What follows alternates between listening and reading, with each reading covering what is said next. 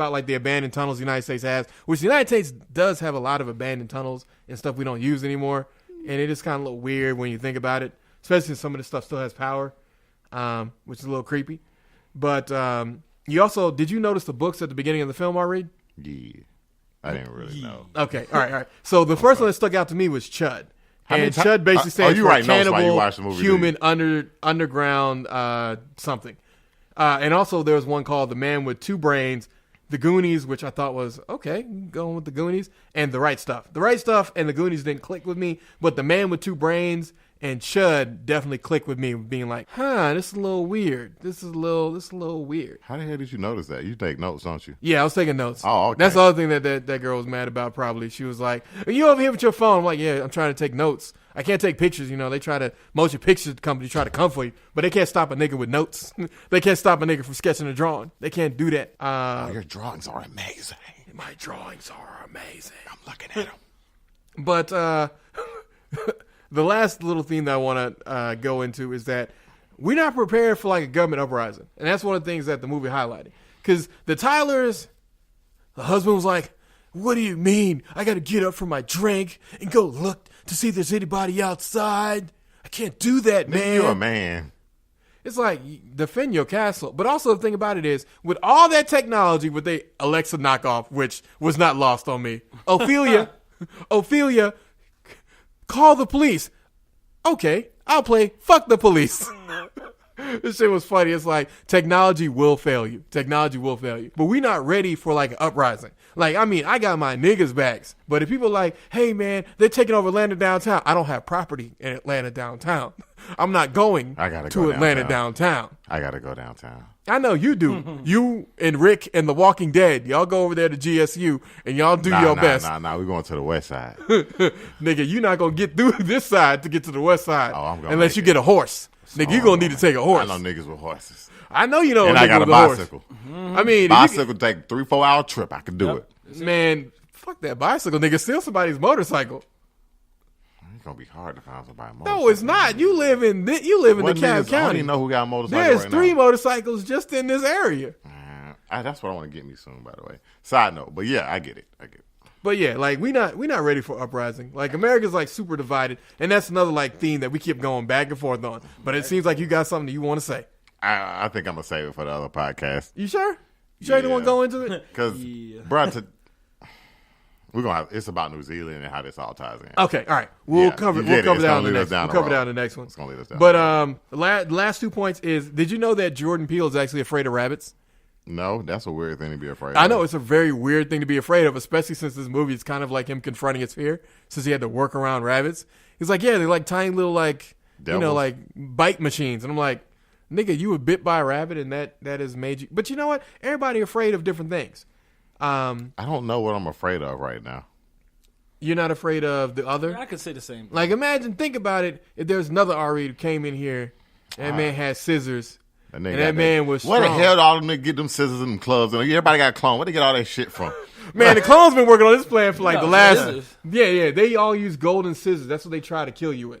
They try to kill you with the golden scissors. Yeah. What was really funny was the twins when they killed when the clone twins killed the real twins, they just walked up to them girls at the same time, just straight in the throat. And I was like, damn, them twins is efficient. We need some killers like that right there. We need some killers like that. Ain't no clone walking up to me killing me with no scissors. Man, them clones said he was gonna come for you already. He said, how would you kill your clone? I mean, I'd probably kill my clone the same way that Gabe killed his clone. A boating accident is a good way. Because I mean, it's total. Because remember, Gabe wasn't as strong as his clone. Because Abraham, that nigga been practicing since forever. That nigga been practicing since Ain't no niggas can't use guns, so a lot of them clones ain't gonna make it. Well, that's the other thing about it is them clones didn't use any guns. Clones were there, shit. There's one for every person.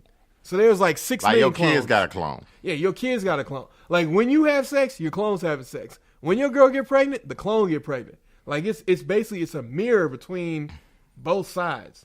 So that's why the clones, they've been mad at us forever, but it wasn't until Adelaide, Red, aka Red, was there and she started having to dance ballet because clone Adelaide used ballet in order to begin to talk and to begin to acknowledge that she had vocal cords. It wasn't until then that the tethered accepted real Adelaide, aka Red, and decided they were going to fall in line with her. And that's when she began concocting this very giant revenge scheme, which, to be honest, I'm not too mad about Clone Adelaide getting away because Red's plan is still effective. And she died with a smile on her face, which is probably more creepy than anything else in that entire movie. It's almost like she knew she was going to die, kind of like Glass. And she was like, nah, I got a much bigger plan. Got a much bigger plan in place. I think they will make an interesting movie together. Yeah, they would make an interesting movie. M. Night Shyamalan and Jordan Peele. Although it doesn't work like that. I think they should write it together and then maybe get someone else to produce it. True. Maybe Quentin Tarantino. Quentin Tarantino would be a pretty good executive producer, but you can't let him in that writing room. You got to be like, nah, back away. We're not having nigger 17 times in this movie. Did they say nigger in that movie? No. They said nigga, but they didn't say nigger. It was in the music. I mean, I got 5 on it, yeah. But, I mean, I got 5 on it. They didn't make that specifically for the music. Also, shout out to Michael Abrez. He's the guy who designed or Abels, I think. He's the guy who designed the soundtrack. Great job. But us beat Captain Marvel, much as you foretold, R. Reed, which no one was betting against you on that. I thought you bet against me. No, I didn't bet against you. I said I think us is going to outdo Captain Marvel. And I said I wouldn't take that bet.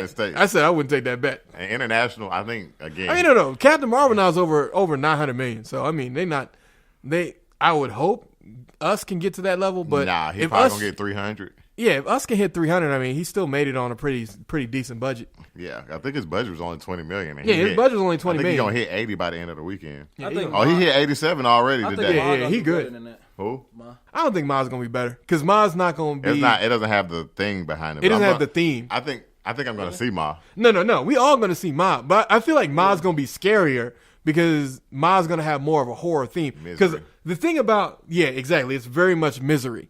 Whereas us was like looking like a reflection looking back at us, which is like, if you had to fight yourself or if you had to go against everyone else, like, could you do it?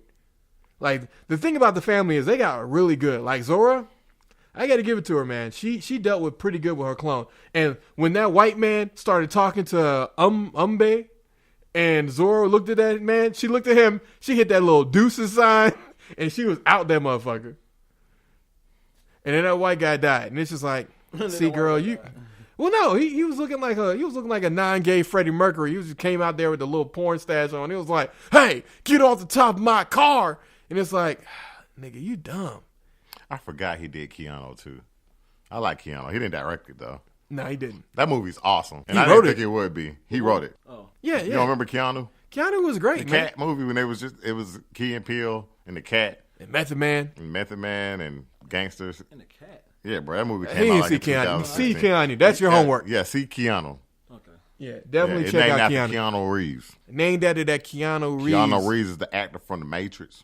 Yeah, you know him. And John Wick. You gonna see John Wick 3 on everybody gonna see John Wick. On May 17th. Sorry to segue back to the topic at hand. Yeah, we should. Did you catch the duality with the Michael Jackson theme? No. All right, so remember Thriller, right? Remember how Michael Jackson, his whole eyes change and all that shit in Thriller? Yeah. And then, like, that girl literally takes her, because she had the beat-up Thriller shirt, meaning that she'd been at this. So she's been here at this place, at the carnival or boardwalk, for long enough to get a Thriller shirt, not grow into it, but for it to get old. Whereas the new girl, she got the Thriller shirt, came down. Girl not only tied this chick up with the same, with some cuffs, but the girl had the audacity to take the chick's shirt and leave her with the old one. Like, that's some pretty fucked up shit. So at the end of the movie. Oh, and Us. Yeah, and Us. Yeah. At the end of the movie, they go through this reveal thing where, like, she's thinking back as she's driving away to Mexico, which I don't know why she's driving to Mexico. I didn't get that part. I get why she's driving to Mexico because there's no clones. Fucked up? Well, there's no clones. Okay. Because this Mexico, is like Canada. You know, good nice government ain't gonna make no Mexican clones. Yeah, I'll have something in my house with. Mexico building that wall in the Division 2 might be real life. They might be waiting for this clone shit to pop off,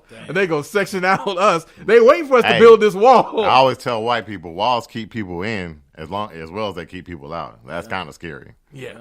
Yeah, you should think about that. And that's actually great. That segues back. So she's driving back to Mexico, Armstead. And when she's driving, she like thinks back to that night. And then what she realizes, she was the clone and she's the one that locked up the other girl, Red, who's now dead, who was the real girl. But when she does it, Armstead, basically, so the real girl, Armstead, she wakes up in a bed and she's got a cuff on, and she got like the Michael Jackson shirt on her, and her Hands for America shirt that she had been wearing underneath that shirt is on like the wall. And the girl takes her new Michael Jackson shirt that her dad just got her, puts it on, smiles at her, and hits her with that deuces. I don't understand what, like, the only thing, I'm going to watch it again before I ask that question. No, like, ask the question. That was the plan. Kill them and then stand together? Pretty much. You can tell this plan was made by her when she was like 10. Like, this is a 10-year-old. And we're going to just stand and hold hands. Exactly. We're going to kill them all and expose this government plot. She was like a 10-year-old revolutionary. All right, but what about next? Like, he got a whole army. We're going to kill them all, and we're going to stand together. One plan at a time, people. Come on. What's wrong with you? Won't they just die eventually from just standing there? Yeah, but they look so happy to be standing there, too, man. That's the thing about it, like, that people didn't realize, or that people keep glossing over, is that these clones were super happy. Major acting props to all the people who had to do their own clones, because they was just like smiling and eyes wide. Like that Alan guy, who ironically his character was named Alan Fisher. He was the homeless guy, but like him, man, he was so creepy looking when he was smiling. Cheesing. He was just straight up cheesing. His little finger was out, and a little blood would drop, and it was like drip, drip, drip, drop. And that's when Jason, the little boy, he looked at that nigga, and he was like, nah, I'm gonna walk this way. So you could tell Jason, at least, he was smart enough to be like, nah, I'm not gonna go walk over there, like, because this has been like Pet Sematary. He would have walked over there. Hey, Mr. Strange guy with the blood dripping from his hands, how's it going? get killed and be like, but they was in that line, you know, they were all like lined up, so you can do the Hitler thing with them, if y'all know what I'm talking about. Yeah. So it's in a room. You got Hitler, you got your worst enemy, and then you got somebody else. You got 2 bullets. Who's gonna die? Yeah. Worst enemy and the clone. Yeah, your worst enemy, clone, and then we're gonna get some Hitler. other. No, Hitler, your worst enemy, and the clone. Who would you kill? I'm killing the clone. I'm killing my worst enemy. Hitler, I could beat his ass any day of the week. Yeah, stand them all in a line and just shoot. You can shoot all 3 of them. I know, but I don't know. I want Hitler to suffer. The joke is, when you're talking to somebody, if you don't really like them, like, if you, Hitler, my worst enemy was in the room, I would shoot you twice. That's terrible. 3 bullets. I got 2 bullets. I'll shoot you twice. Fuck you. That is absolutely terrible. But it works. It works. You got 2 bullets and 3 people in the room. Yeah, I would shoot you twice. Because that's how much I don't like your ass. To be honest with you, I would keep the gun with the bullets in it, and I would hold them up, and I would probably like stand them in a line. That's the thing. Break one of their legs. I would see how many bullets I could kill. Like, if they're all on a straight line, how many I could kill. Because they don't have souls. The problem is that a human head is mighty resilient. So you don't know if the first bullet is going to truly penetrate. The religious undertones we didn't talk about. Religious undertones, we did kind of get the Jeremiah part. But no, go ahead. Yeah, but that's the issue. Like with the quote-unquote tether, they didn't have souls. Yeah, well, they had to share a soul. So that's the thing that you're right. We didn't really. Well, they didn't. They couldn't operate independent of the person they were cloned from. So that's why the government shut down the whole project, is because they're like, but we can't make them do anything. Which also, that would explain why they're tethered until Adelaide gave them a reason to live. Why they were just kind of like, just basically, they're going through the motions of life.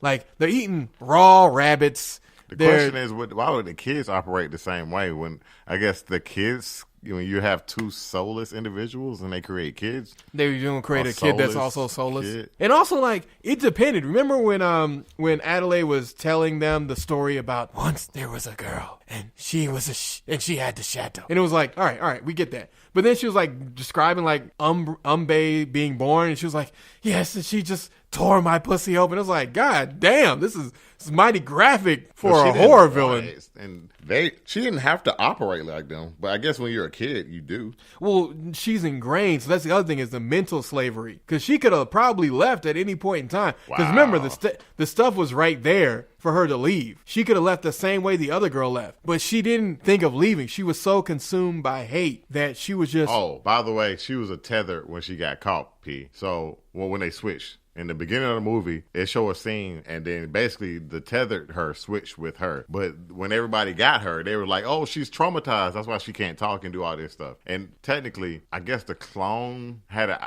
knew something was wrong, but she didn't know. Did she know she was a? No, she didn't know.